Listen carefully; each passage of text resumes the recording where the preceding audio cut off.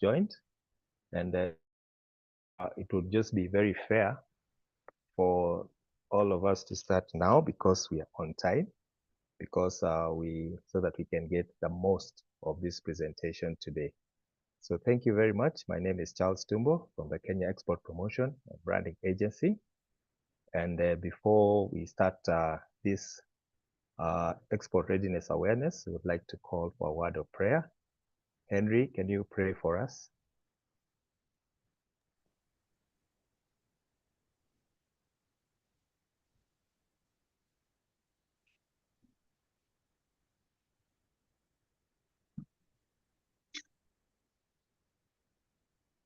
I think Henry has not unmuted. Let me ask him to unmute. Just a minute. Let me tell Henry to unmute.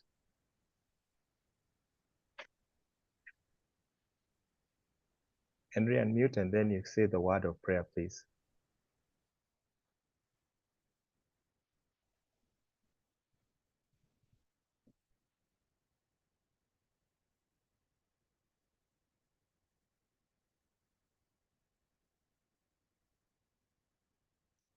Okay, Henry can, where he's seated, he cannot unmute. Therefore, Walter, kindly pray for us. Walter, kindly pray for us.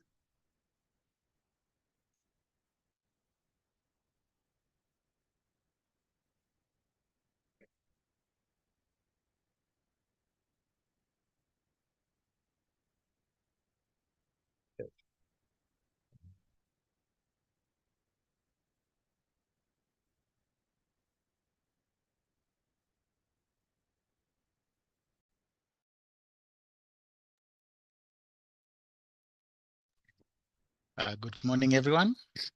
Sorry for the slight delay. Let's bow our heads and pray. Heavenly Father, we come before you this morning to thank you for allowing us to see this new day. And we are praying that whatever we are going to be taught today will be of beneficial to us now and in the future. And may we also spread the word to the others who will miss this session. For we are praying this, believing and trusting in Jesus' name we pray. Amen. Oh, thank you very much, Henry, for the prayers. So, ladies and gentlemen, we can proceed. My name is Charles Tumbo from the Kenya Export Promotion and Branding Agency. And today we'll be undertaking a webinar session on mastering the art of branding, strategies for success. So we're going to have 3 presenters. Our first presenter will be Walter, and then we'll have Joseph, and also we have a lawyer in the house, an advocate in the house who will also guide us. But before that, would like to officially open this webinar. And the webinar was actually to be opened by our chief executive, but she's been called for a board meeting, and therefore she's asked me to read her remarks. So thank you very much. So ladies and gentlemen, this is her remarks. She's Lois Mukabana, the Chief Executive of Kenya Export Promotion and Branding Agency, and called KEPROPA. KEPROPA implements the Exporters Readiness Awareness Program that provides a platform for coordinated approach in export capacity building initiatives in conjunction with government, development partners, and trade support institutions. The objective of the Export Readiness Program is to provide high quality, globally competitive export trade training to enable the business community to venture into the international trade. I'm delighted to inform you in today's Mastering the Art of Branding training, participants will understand that branding is not just a goal, it is a necessity. I repeat that. Branding is not just a goal, it is a necessity. Brands serve as the face of companies, representing their values, missions, and promises to consumers. And consumers are the most important because those are the ones who buy our goods and services. Effective branding building goes beyond creating a catchy logo or tagline. It involves crafting a compelling narrative and establishing a deep connection with your target audience. Ladies and gentlemen, every successful brand has a story to tell, and I believe you know quite a number of brands and they have a story to tell. A narrative that captivates and engages its audience on an emotional level. Your brand story should communicate not only what you do, but also why you do it. What inspired your company's founding? What values drive your decisions and actions? By articulating a compelling brand narrative, you can differentiate yourself from competitors and forge an authentic connection with consumers who share your beliefs and the ethos. Therefore, my good friends, KEPROPA is mandated to implement the Made in Kenya initiative through the issuance of the Made in Kenya mark for enterprises producing local products and services. We urge you to embrace this initiative and adopt the marks and also benefit from the incentives provided to the adoptees. I therefore welcome all participants and declare today's training officially open. So thank you very much. So my good friends, thank you very much for attending. We will have 3 presentations, as I've mentioned you, and we'll have a session for question and answers towards the end. But as we go on, you can also, we have the chat section where you can ask questions, and we have a team that will be able to respond to your queries. We really welcome you and we thank you for attending today's webinar. So our first presentation will be by our expert, Mr. Walter Kevin, who will take us through this session. So Walter, you're most welcome. Thank you very much.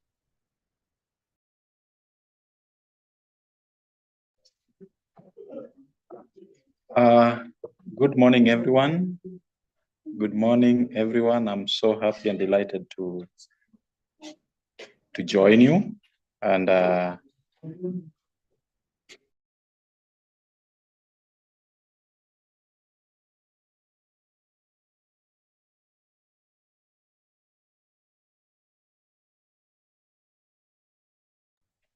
yeah, so thank you for joining, and we are so grateful because this is an inciting moment for everyone. And as an organization, we are so delighted because you've, out of all whatever that you've been doing, you decided to have the precious moment so that we share together in the art of mastering branding. And also, these are the strategies that we are talking about that will be successful. And at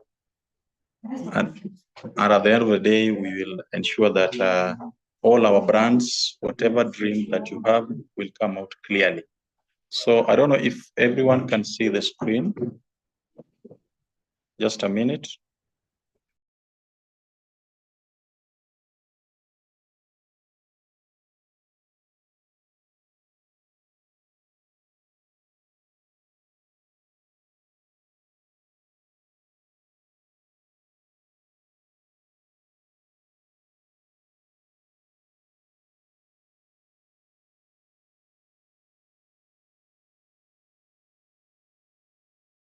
Good. So welcome, karibu sana to all those who can hear Kiswahili. And for this special moment, we need to do an introduction of who we are and just an overview for today's lesson. Together with my colleague, Joseph, I'm Walter Kelvin Otieno. I'm a creative and a branding officer working with Kenya Export Promotion and Branding Agency. We are located here in Nairobi, and it's a wonderful place to work in, and it's a wonderful place to serve stakeholders like you who have joined us. So for an overview for today, this is what we'll be talking about. We'll talk about ourselves, we'll indulge into branding, successful brands, we'll look into it, then the strategies of branding, then we'll share a little bit of packaging, then eventually we have our Made in Kenya session for those who will wish to know more about Made in Kenya. So this is the session best for you out of whatever that we'll cover today. Now, welcome. And about us, Kenya Export Promotion and Branding Agency is a state corporation established under the State Corporation Act, that is 4446. That's through legal notice number 110 of August 9, 2019, we were established. So from Brand Kenya and EPC, they came together and we formed this one.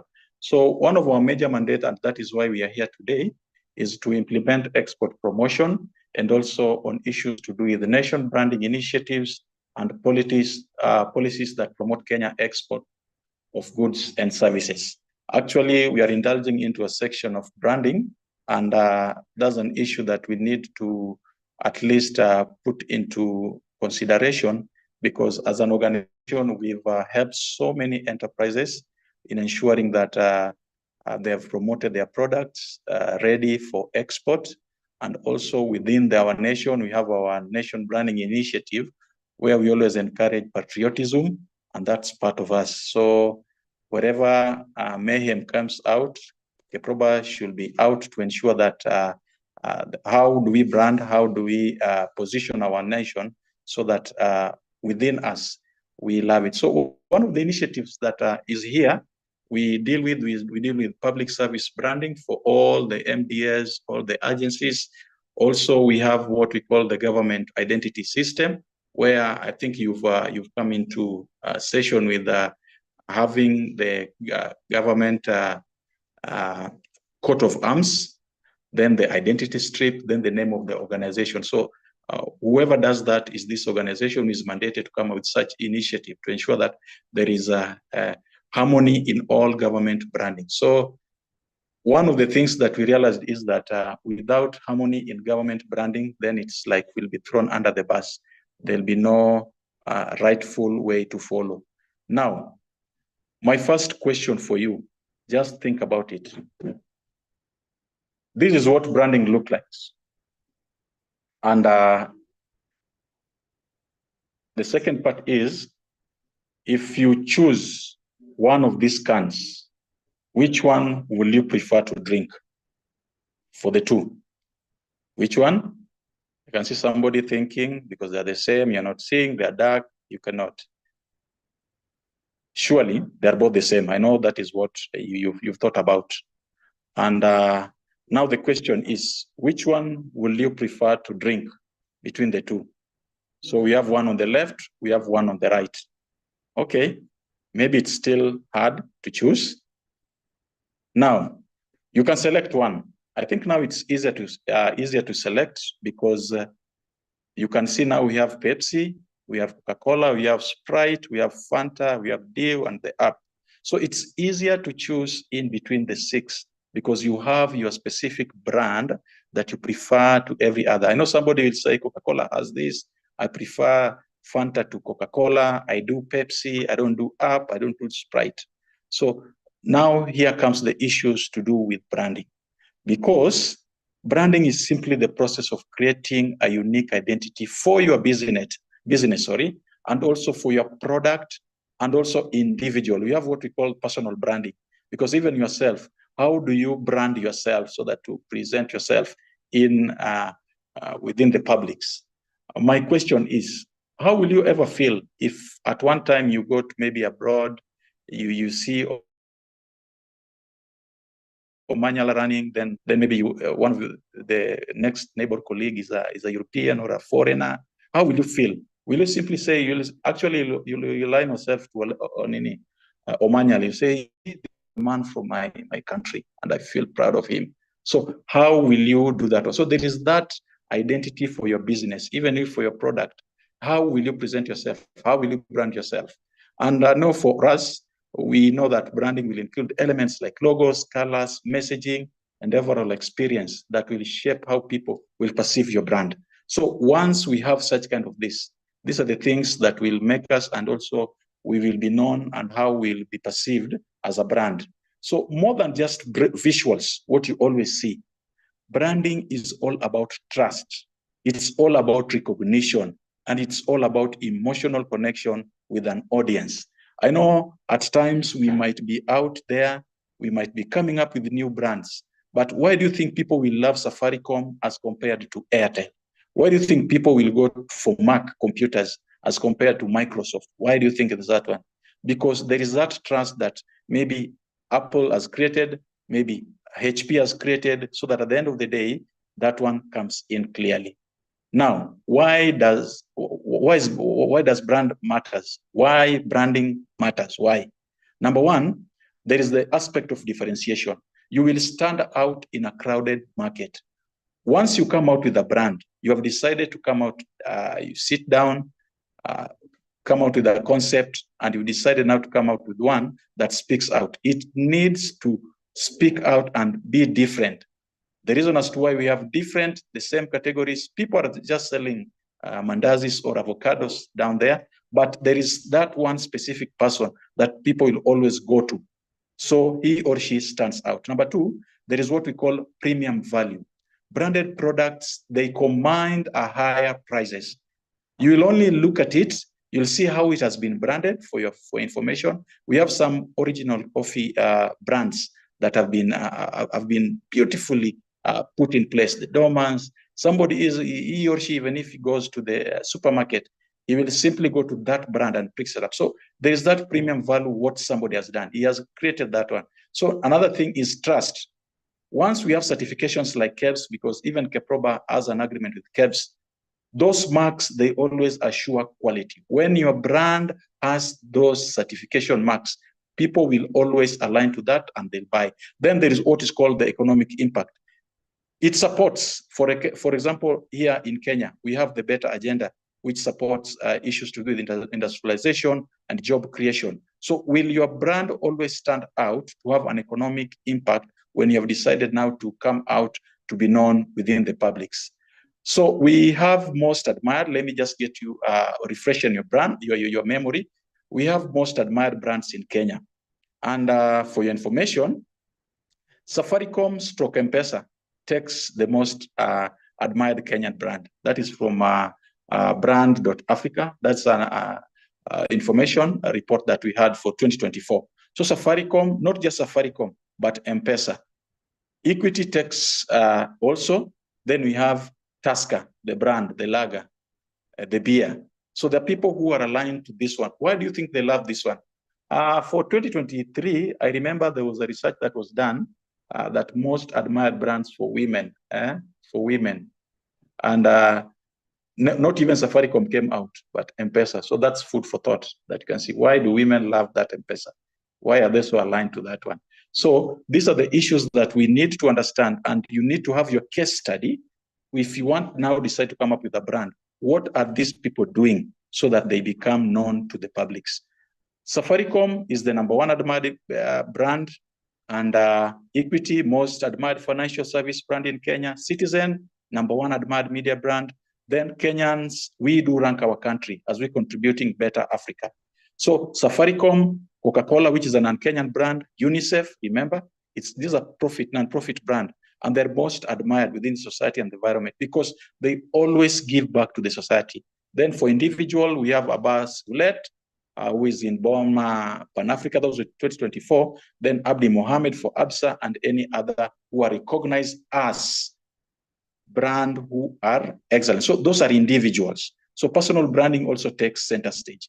Now, before you embark on coming up with your branding issues to do, maybe to come up with a logo or to come up with any other thing that you wish to have, you need to sit down and have your strategy. Strategies form the better part of your information. I know here we have exporters who have tried so much to maneuver into the international markets. Without a branding strategy, it means that you are not going, and actually it's like you're doing something that is not well defined, and at the end of the day, you'll end up not coming out something that is well given out and well clearly. So this systematic alignment of your brand to your business strategy is what we call the branding strategy. So it will help you to really understand who you are really at, and also how you communicate. So within the brand strategy, this is where you will identify your purpose, you'll identify your vision, you'll identify your mission, and also you'll identify your core values before you establish your brand. Even in that picture, you can see people are having their brands at the sideways. They sat down, they have that. They really did their homework. And at the end of the day, they came up with the purpose, the vision, the mission. So once you're coming up with your branding strategy, please ensure that you sit down, have your purpose, have your vision, have your mission, and the core values that will help you run your business. So why do we need brand strategies? Because you will suffer. That is number one. Your organization will try to reach an achievement, but because you never had a strategy, it means that you'll just have to sit down and see what will come out later.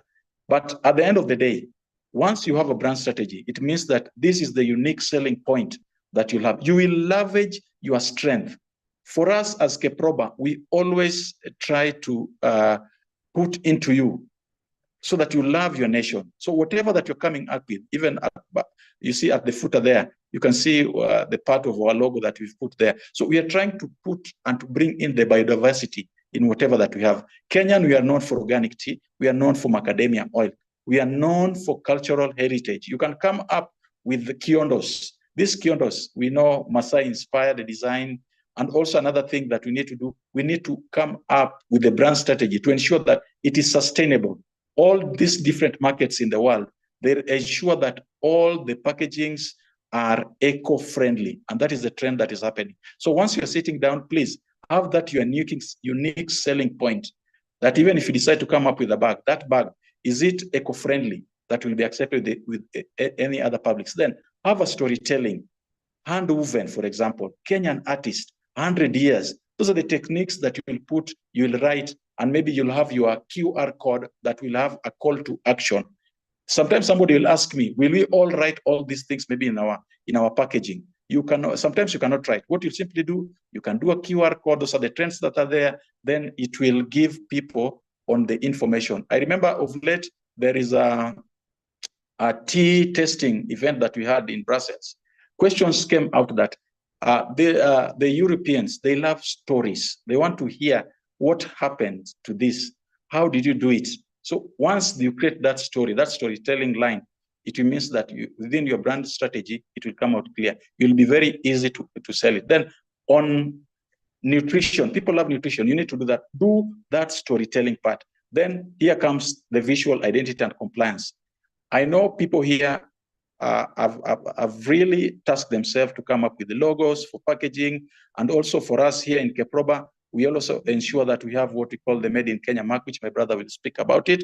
Then at the end of the day, you need to ensure that all these marks are registered. I think also at the presentation, we'll have our legal officer who will also try to take us through this one. Then certification, ensure that whenever you are doing your branding strategy, ensure you align with all the certifications that are there. Are you EU compliant? If maybe you want to export to EU, are you KEBS compliant within East Africa? Also, there are standards that are there. So also another thing that also is a common trend is the digital and global reach. Once you're coming up with your strategy, ensure that where will you put your products so that they are known. Once you've done it, we have, for Keproba, we have our e-portal, which maybe you indulge with. If you just join makeitkenya.com, you'll find our e-portal where exporters,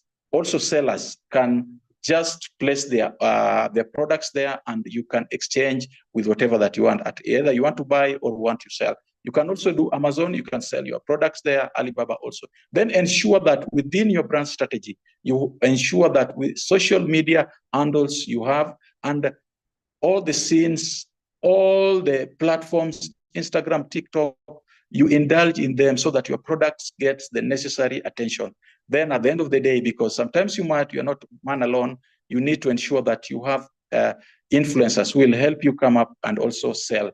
Then, in terms of packaging, I know now there comes the question. Keproba has a very robust team that will help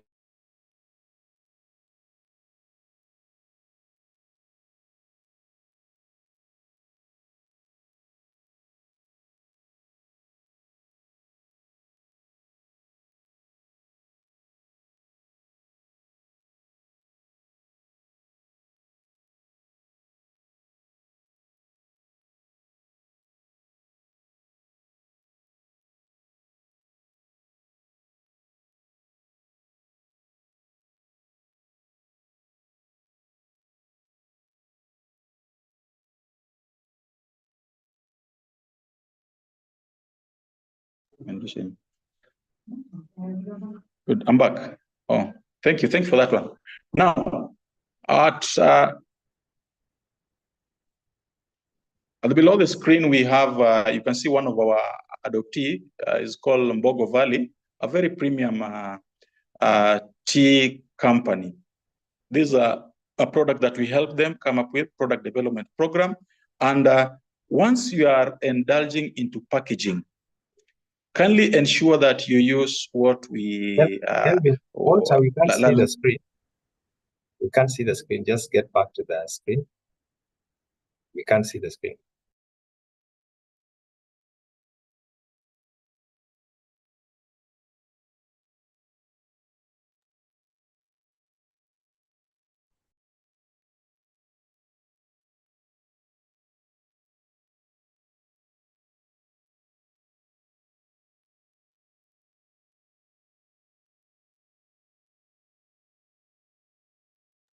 Thank you. It has come.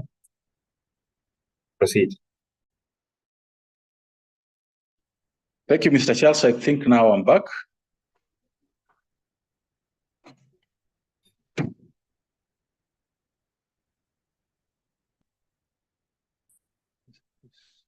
Now, what matters,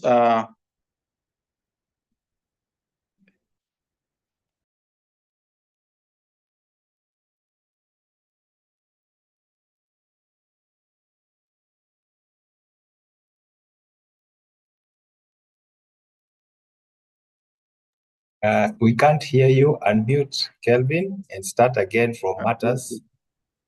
Good. Now I'm back. Good. I'm back. Good. Thank you, Mr. Charles. Now I'm back.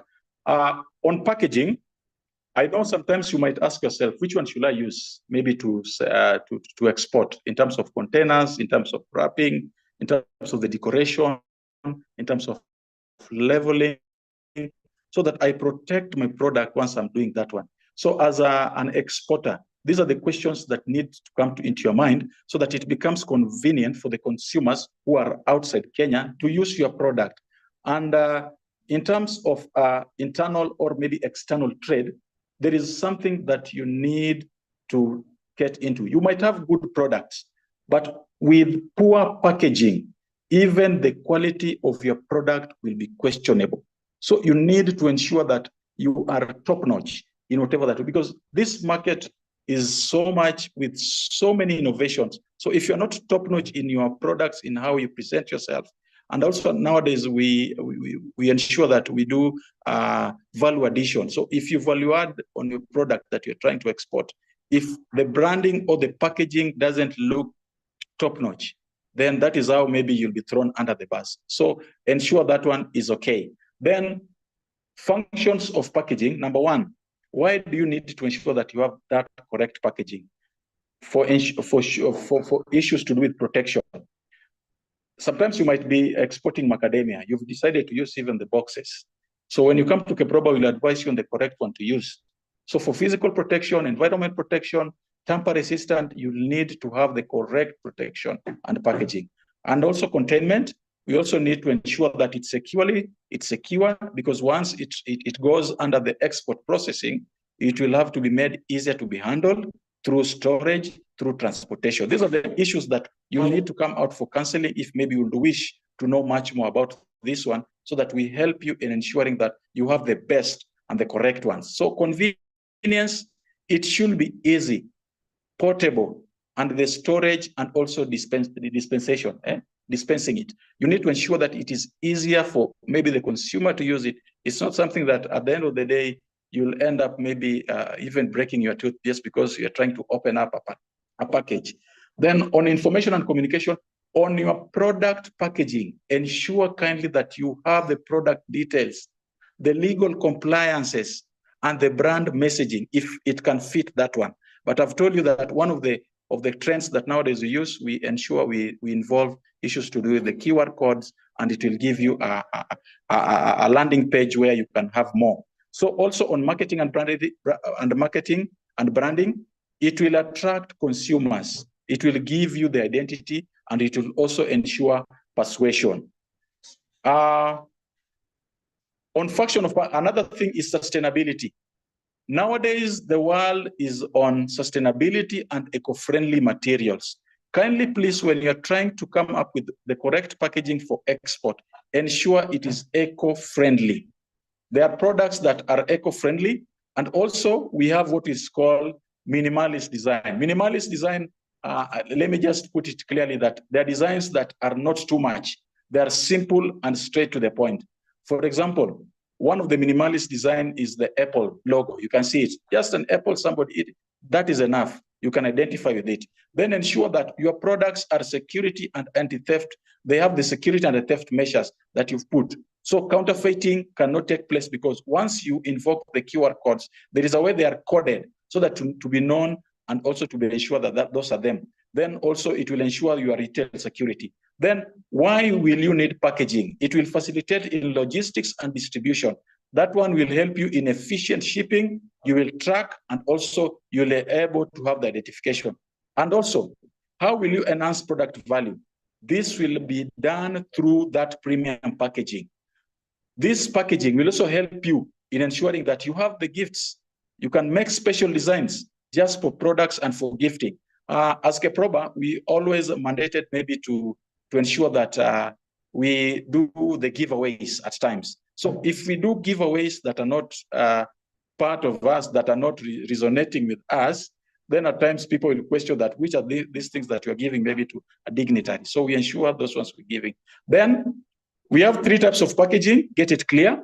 We have the primary packaging, secondary packaging, and tertiary packaging. When maybe you'll be engaging even a graphic designer or a creative designer, ensure that all these aspects, you've put them in your strategy. Having the primary packaging, secondary packaging, and tertiary. Primary packaging is just the first layer. I've given an example of like a flower. You can see that wrap, that is the primary packaging. You can do branding on that one, a simple one, minimalist. Then the second branding is where it will hold multiple primary package. For example, flower stems. It can have maybe like 5 flower stems. That is a secondary packaging. And also it's always used in retail display and shipping. Then the last one, ensure while you are doing your packaging, you've put into consideration the tertiary packaging. This is the outer layer. This one will be used during bulk transportation. As an exporter, put into consideration how you will do your tertiary packaging and ensure that they are so much durable. They cannot, they are tamper-proof. They cannot be interfered with either with rain or any other thing. Those are the things that we'll do. So once you are here in Keproba, we'll also advise you on how you'll do your branding, on the types of packaging you'll do, and at the end of the day, you will reach the international markets. Then the importance and requirement for that one, ensure that you have regulation, because for export packaging, you'll have the regulation for that foreign country. Standard must be followed. Countries will need their local language to be translated. For example, you are exporting to China. Sometimes not everyone will be speaking English, but they will have to have an aspect of doing a translation for that your product. Then you need to be very specific. They are what importers do need. You need to be very buyer specific and to ensure that what they want is what they get on their table. Then you need also to ensure social, cultural, their tradition, their beliefs. If you put something that aligns to that belief, my friend or importer, it is true that you will get your market at those places. Then it issues to do with colors. We will advise you on which colors to use. Will you use blue? Will you use green? For example, if you decide to use red for Rwandan products, they will try to shy away from that product because it reminds them of whatever that happened, the genocide. So once you are here, do your research, do your background search, so that don't just put that I love red, I love green, I love blue. And once you send it to that market, it will be like you're trying to associate us with death or any other thing. So another thing that we need to ensure in our life is that once you are doing your branding and packaging, please always come out, seek advice, and ensure that at the end of the day, you align with the policies that have been put in place. And at the end of the day, you'll get your market, and you'll ensure that you'll maximize on the profits that you're coming out. Maybe a point to note as I conclude, and I welcome in my brother. Kindly always know that we are here to help. And once you seek help, we'll be here to help you, and we'll also open up a program with yourself and to guide you and to tell you on this and this are the guidance to follow. And once you have the legal specifications that have been put in place, then it will be easier for you to export your products, and it will be easier for you to help you and guide you on how to come up with the best brand in terms of design, in terms of pattern, in terms of color, in terms of everything. Otherwise, thank you all, and let me usher in my brother, who will take us into the next session, and feel blessed.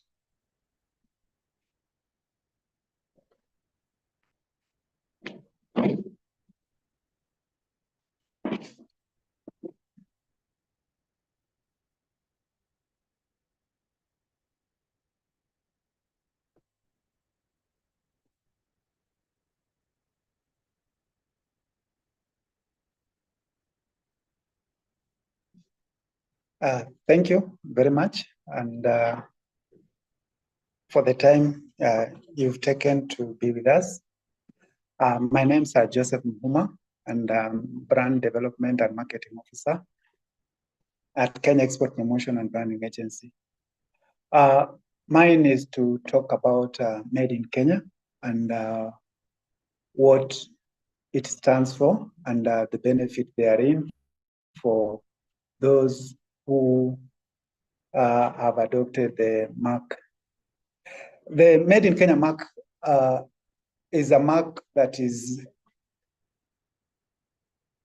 it was brought about by the government for it to rally Kenyans towards the Kenyan brands, to push the narrative that Kenyan products are as high quality as any other product, and also to create that affinity towards Kenyan products by Kenyans, so that when they buy more, the enterprises grow, thereby creating more jobs. So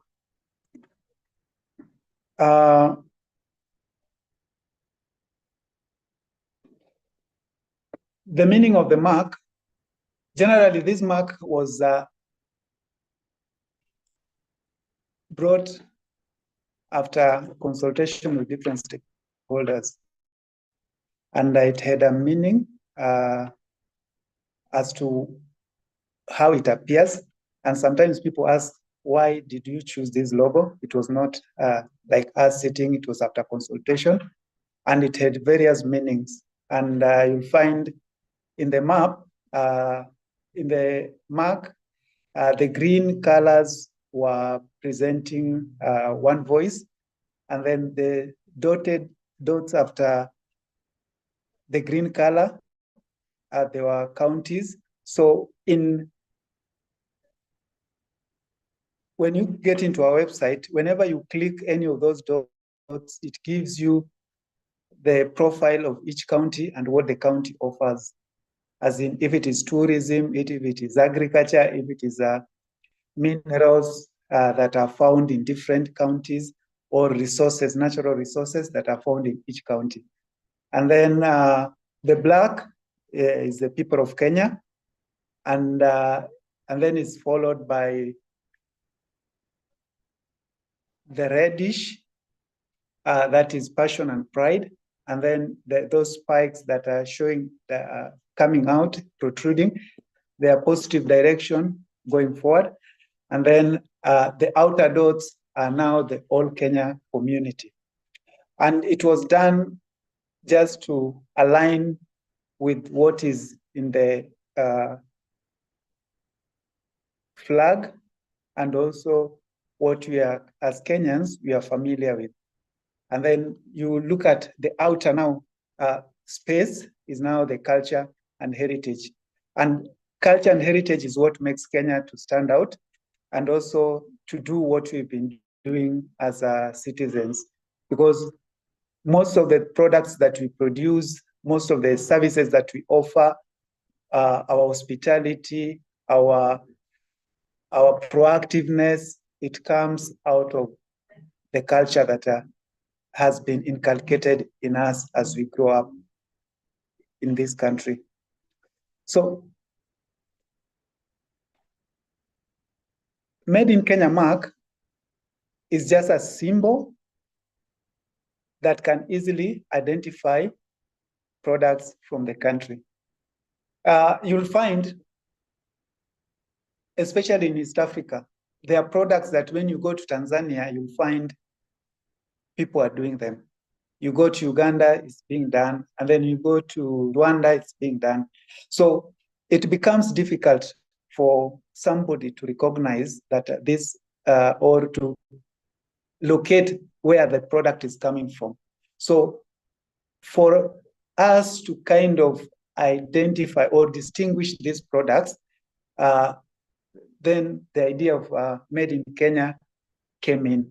And let's say, for example, you find carvings. You find different countries within the East Africa doing carvings. And the only thing that can differentiate what we do and what other countries are doing is the mark that we have. And what we would want you to know that the mark has been registered and it can be applied on product packaging, websites, social media, advertising, or any other promotional material. And currently, we operate on the marks grown in Kenya and Made in Kenya. And there are some which are still on the process of patenting. And once they are through, I think we'll be able to share.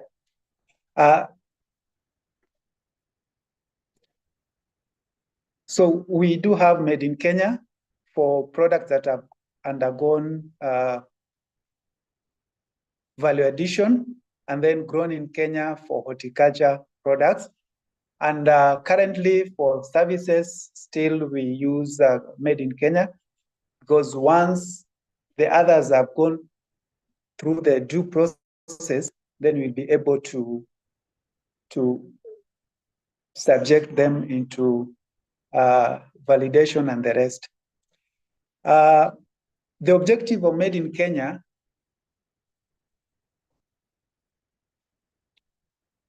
this mark was brought, or the initiative was to immediately to help consumers locally and internationally to identify a product coming from Kenya.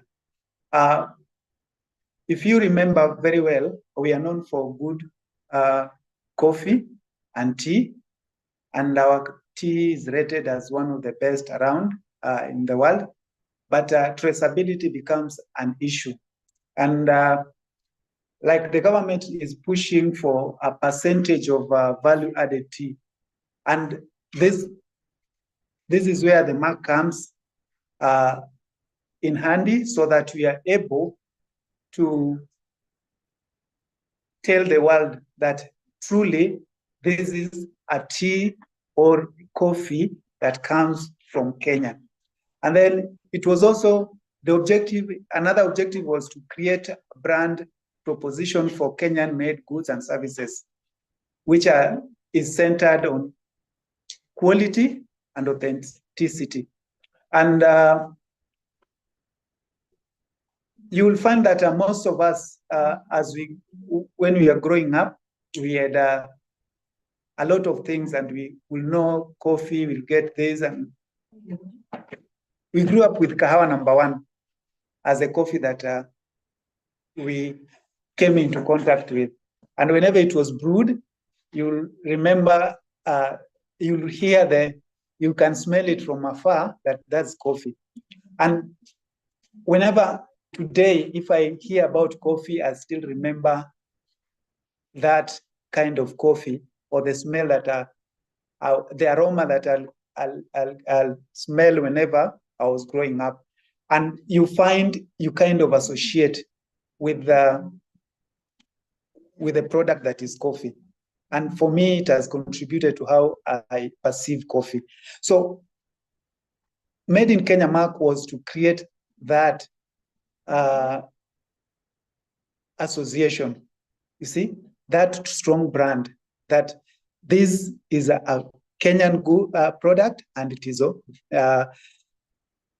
good for consumption, just like any other product. So that when we embrace our products and use them more, if it is food there on everyone's table, then the businesses will grow.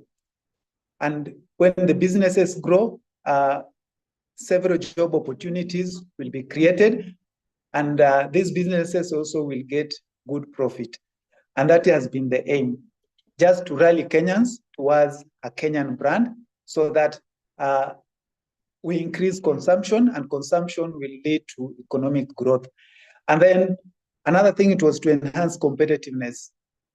And you will find that as Kenyans, we are known in athletics.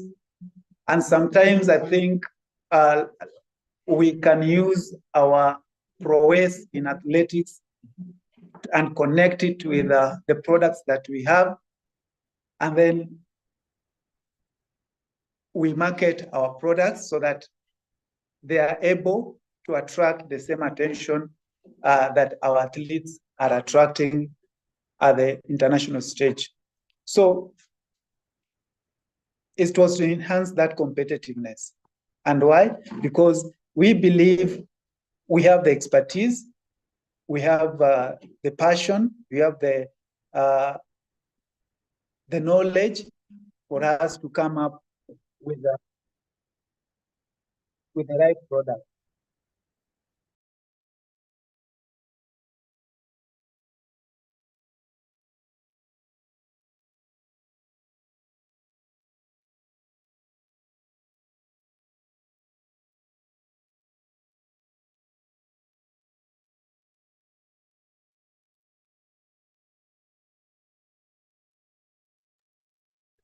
Joseph, we've lost you a little bit, so let's check on the internet.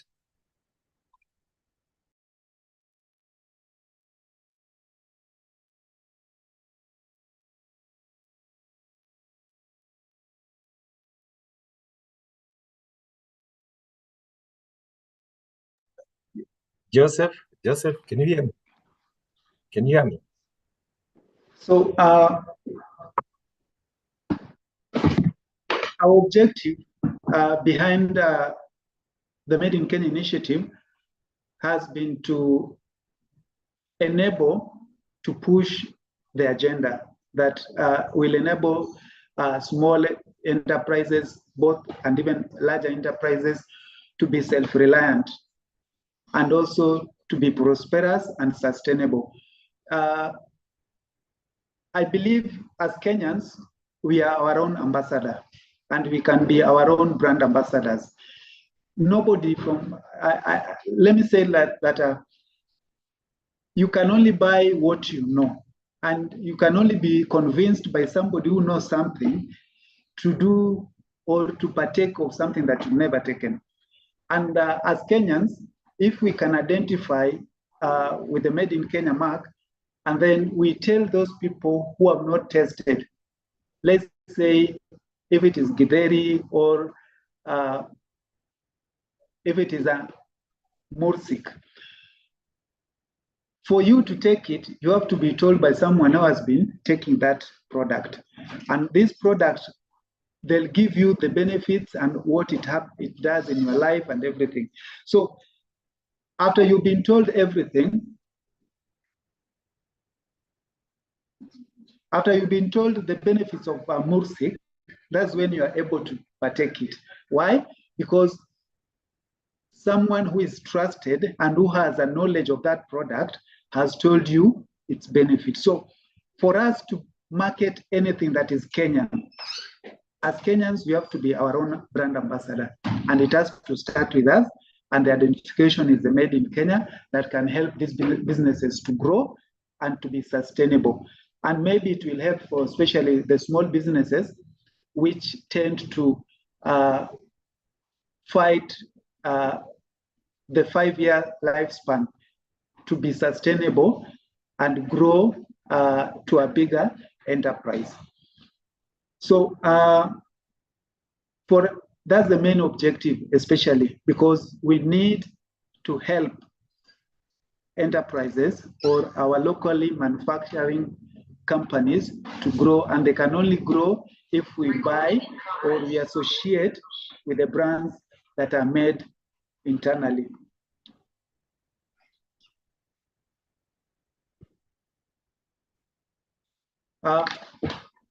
From there, after you've become or adopted the mark, we normally work with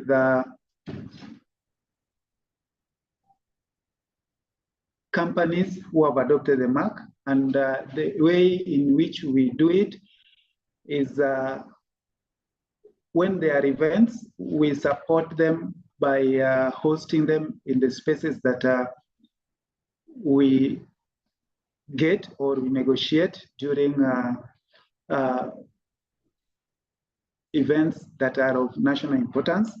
And then we facilitate their participation at exhibition and trade fairs, and we link them with buyers, because those platforms, either they have been used to test products and even to launch new products. And a case in point is recently when we had a Safari Rally, I remember one of the adoptees telling us later that the event is where they used to test their new products, and the reception was overwhelming. So those are the things that we do for those who have the mark, and then we promote their products on our digital platforms and also on events that we go. We normally have a visit on different enterprises to develop content as they tell their story and their journey. And you remember when my colleague was talking, he talked about storytelling. And every product has a story, because at one point, someone must have been inspired to come up with an innovation or a product to solve a certain problem. Or you are faced by a problem and you ended up trying to look for a solution, and then in the end, you are able to come up with a product that would help you navigate or come out of the problem where which you are in. So, and once we've developed those stories, we use them for public promotion, both locally and internationally. Sometimes most of them find their ways into our embassies whenever there are requests for videos. And these videos, they are taken there so that they can be used in those forums in the countries where we have interest or the government has interest. So how do you become a member of the Made in Kenya mark? One is the location. The company must be located in Kenya, and the employment must be at least 50% of your employee must be Kenyans, and then compliance with the statutory requirements, which are company or business registration certificate, tax compliance. And I know someone will ask, why tax compliance? We are a government agency which is funded by Exchequer, and the money comes from taxpayers. So for us, the understanding is the organization also that is going to apply should also comply with the stated regulations that so that we can help the government also to work effectively. And then the company should not be insolvent. In terms of certification, if it is value-added product and it has to go through KEBS, then you need KEBS certificate. If it is, let's say, flowers, avocado, which is frozen also, then KEFI certificate or KEFI normally issue certificate for that. If it is services, normally the organizations that govern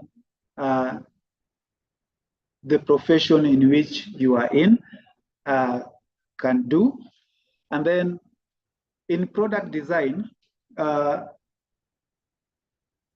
it is a requirement that the product must be wholly or partially designed in Kenya. And the raw materials must meet the rules of origin that is set by EAC Customs Union, which is around 35%.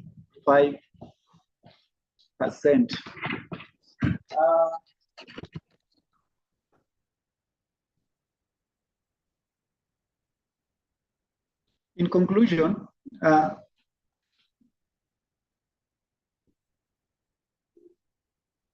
the Made in Kenya mark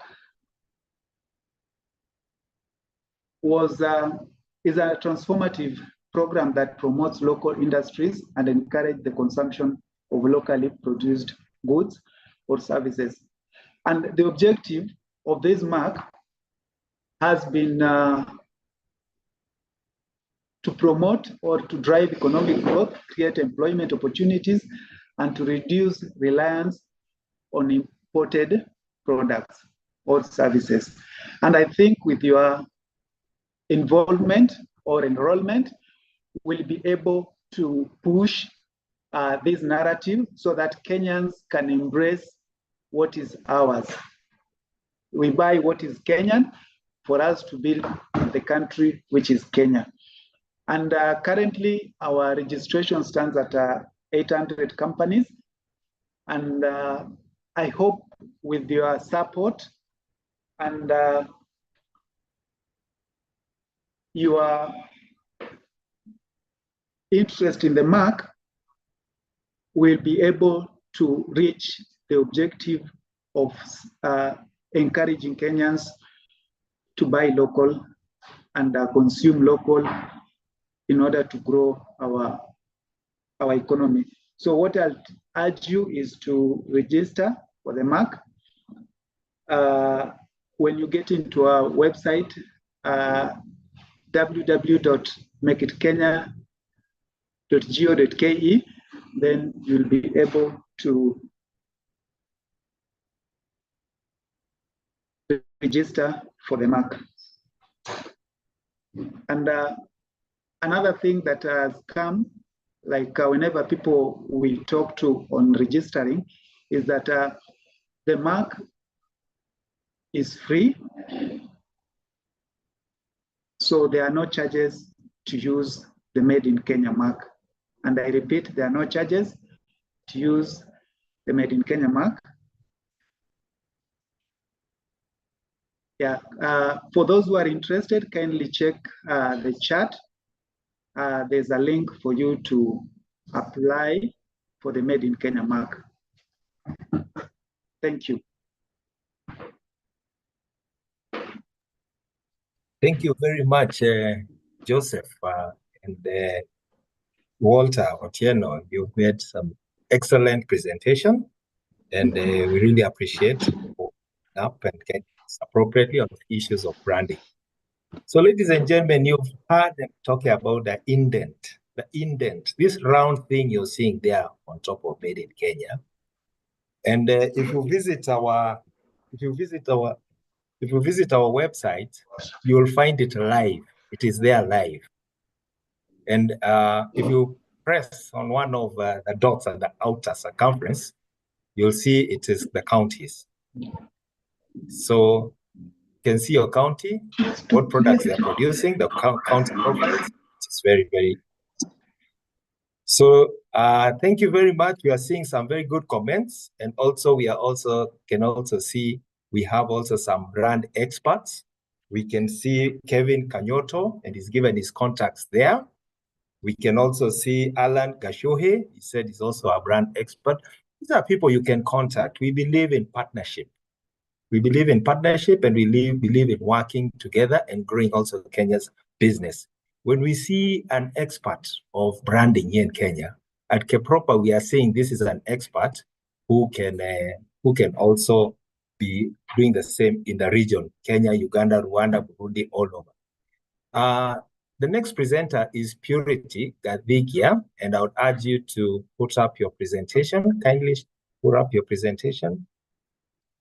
We are privileged to have a lawyer, an advocate with us today who will guide us on issues of protecting our brand, some issues related to regulations, and how you can communicate with her also later on. Purity Gadhigia, you're most welcome. Kindly put up your presentation. And as we speak, there are some questions which have been asked in the question and answer, and they are being answered.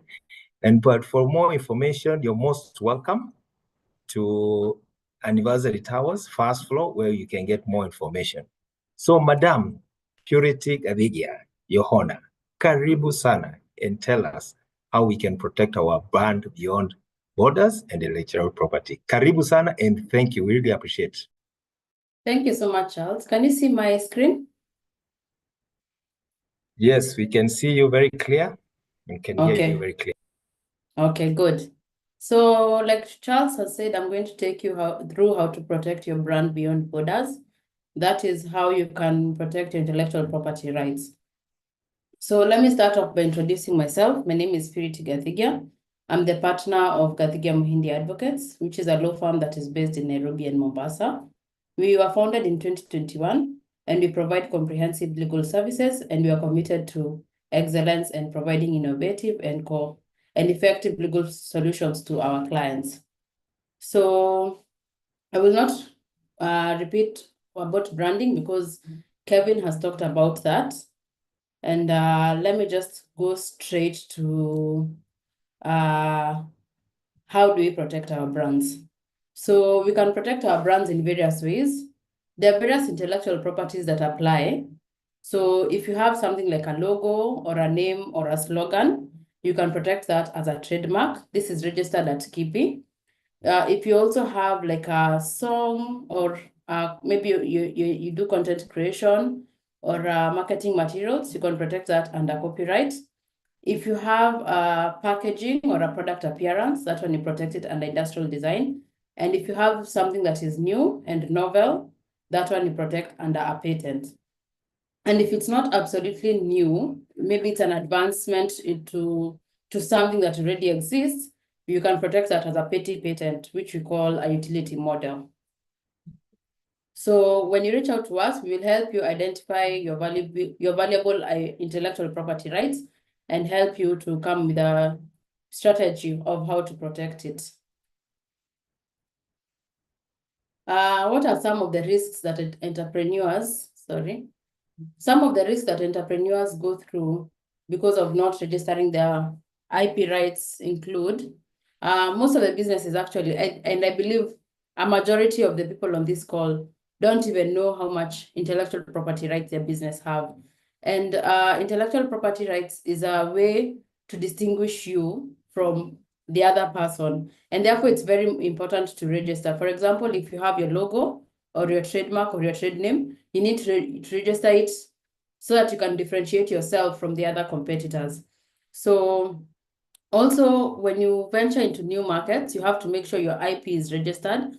I don't know whether you've come across cases where, for example, somebody found out about you want to expand and they registered in that market and they ended up blocking you from using the trademark that you're well known for in that market. I don't know whether you're familiar with the ABSA case because something like that happened. ABSA, when ABSA moved to Kenya, they realized that the ABSA mark had already been registered here. And you see now that meant they either had to pay the person who had registered it, or they had to go to the tribunal, or they just had to come up with a licensing agreement. So you have to make sure if you're expanding into another market, you have to make sure you register your trademark before you start marketing your product. Because if you do so, and it's just a logo, you need to have your domain registered, you need to have your trademark, you need to have your jingle if you use a jingle in your business. You have to make sure all that is registered so that somebody does not end up benefiting from your product or from your IP. Then the other risk is that businesses easily lose exclusive rights, which damages their brand identity and face costly legal battles because of failing to register their IP rights. Like, for example, let me just show you the next slide. I don't know whether you are familiar with the Tafiz issue. So Tafiz is owned by Bata, but they did not register their product design. And so what happened? Umoja Rubber came up with a similar product, which they call Shupavu. And I'm sure if you can look at the two shoes that are currently being screened, you cannot tell the difference. And if you have a child, you know how much Tafiz was well known and well recognized during the back days. So because of that, Shupavu ended up creating a very similar product, and they could not do anything about it because they had not registered their industrial design. So that's something that you have to make sure you do, because there's what we call passing off. People come up and pass off with your name or with your product, and because you didn't register, then it means you cannot be protected. Another risk is that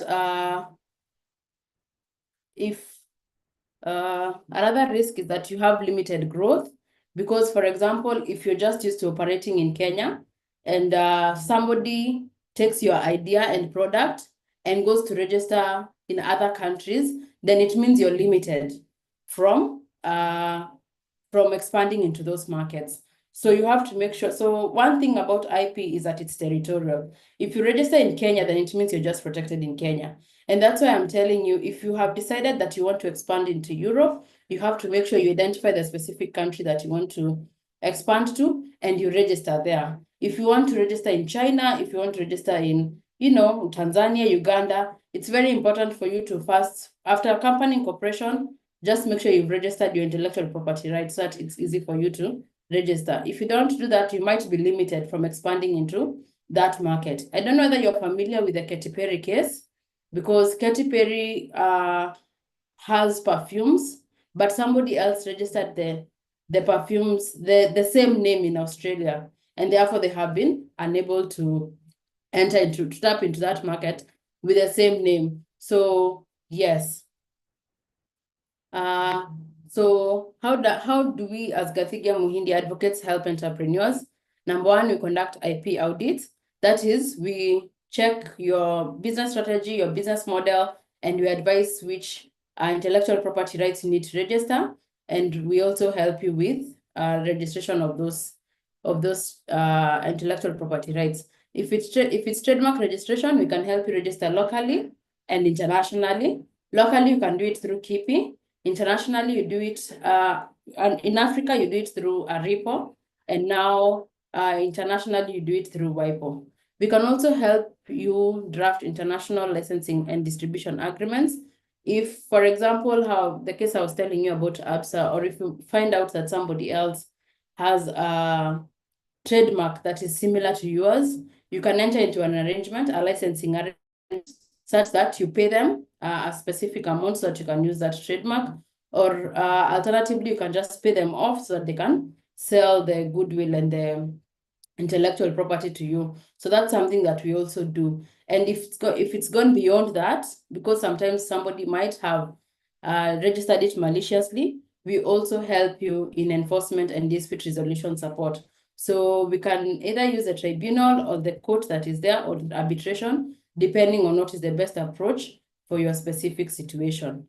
So whether you're exporting goods to African countries, Europe, or beyond, you need to make sure your brand is protected. Because if you don't protect your brand, somebody else will come in and take advantage of your situation, and they will end up using your goodwill or taking your clients because you did not protect what is meant to be yours. So why us? Why you should consider using us? Because number one, we specialize in intellectual property and international trade. We also have hands-on experience with entrepreneurs and their needs. We also have personalized and business-minded legal advice that is specific to you or specific to your situation. And we also have a fast and clear communication and turnaround time, which is 48 hours. So I'm not just a lawyer who files documents. I'm a strategic partner who will help you scale with security and confidence. Let's help you upscale your brand and to help you own a brand that is global and that is global, yes. So if you want to know more about us, or if you want to learn more about intellectual property, you can reach out to us. You can also reach out to KProper. They can share my contacts and I'll be able to enlighten you more. We have a free consultation that you can schedule and we can guide you more about what you need to do. Thank you. Thank you very much. Don't remove the slide. Don't remove the slide yet. Okay. Let them get those contacts. Okay. And we really thank you for that. And my friends, information is very important. It's very, very, very important. And if you don't register, that is how we lose our precious brands. And then you start saying, oh, the Kikoi was taken, oh, the Chondo was taken. So it's good to work with the experts and get your products registered and all branded and all that and protected. So thank you very much for the presentation. Our contacts are there. We also at KProper, we believe in networking. This is a networking session. This is learning and networking, and we will continue. We'll have even more and more presentations as we go on. Thank you very much. Now you can remove your slide. And we really appreciate for you. Thank you, Charles. Yeah.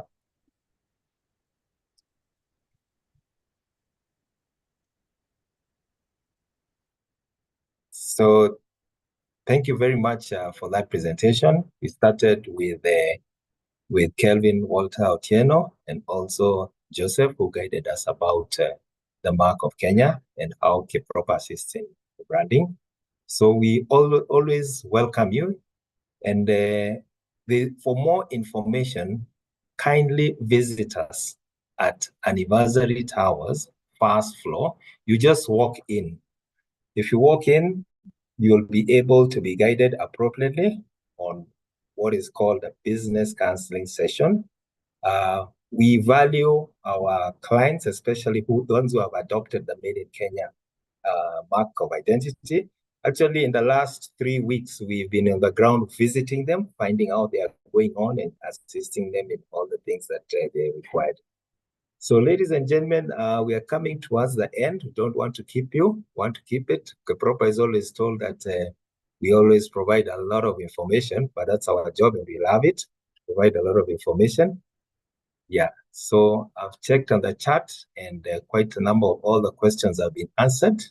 I don't know, Gertrude, is there an evaluation which you'll send? Maybe you can just inform us if there's an evaluation form that you're going to send so that they can answer. Kindly inform them. Yes, there's a satisfaction survey that we share as an agency, and we would appreciate if you will just go to the chat. I've already shared it. Please fill it in for us so that we're able to serve you.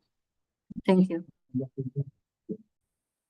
Thank you very much. Alex, Joam, Coffee, don't worry, we are going to circulate this presentation. We are also on the YouTube and you'll get the presentation. Thank you very much, ladies and gentlemen. We don't want to keep you much. We really thank you for keeping time. And also we've done very well. So at this moment, maybe we just want to say thank you for everyone and close this webinar for today. Thank you very much and goodbye.